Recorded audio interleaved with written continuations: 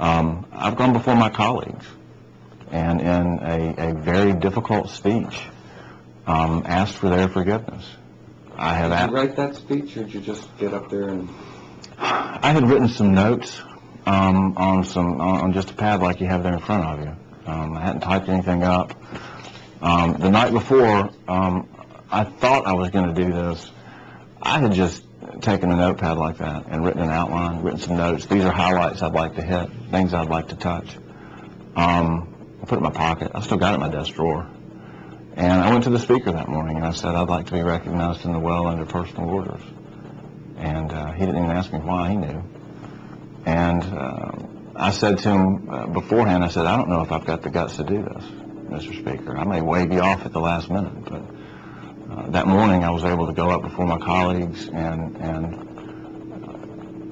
issue a very sincere apology. And it almost seems that you're not being sincere to call yourself sincere, but it was really from the heart. It was from the gut that I spoke to people that morning. You addressed your constituents in the same way?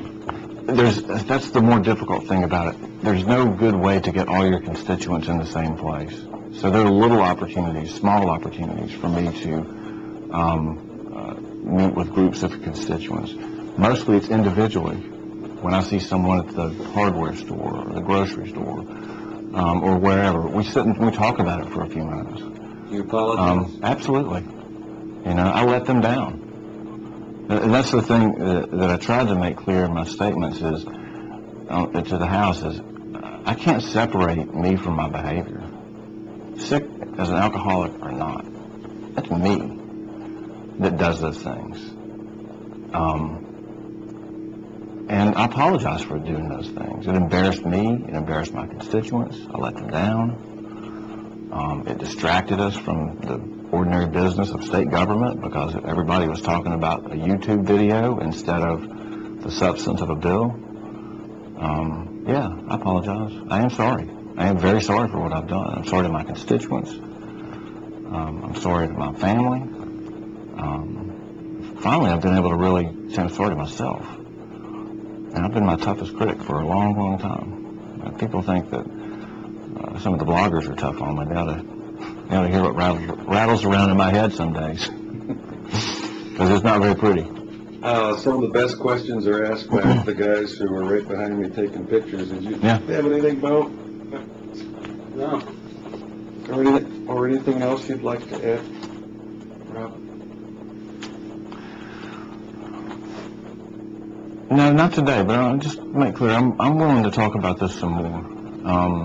There's a lot to my story that goes way beyond what people saw in that video, or what people see in this interview, or what people read in the newspapers. There's a lot to it, and I think it's important to tell it. I think it's also important for people to realize, and this is probably never going to get anywhere.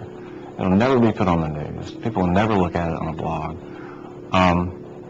Public officials are held to a higher standard, and I'm held to a higher standard. But that standard is not perfection. We are human beings. We make mistakes. And what people do in response to other people making mistakes, I think really defines who they are. I have been overwhelmed by my colleagues in the House and in the Senate who have offered their prayers and support for what I have done and what I'm going through. They've been there for me. There are a few that haven't been so concerned or supportive. When you have a chance to look at yourself as closely as I have over the past few months, that in itself is a gift. You said you are still in some sort of treatment, though. I attend a 12-step recovery program. I don't want to get into the anonymity part of it.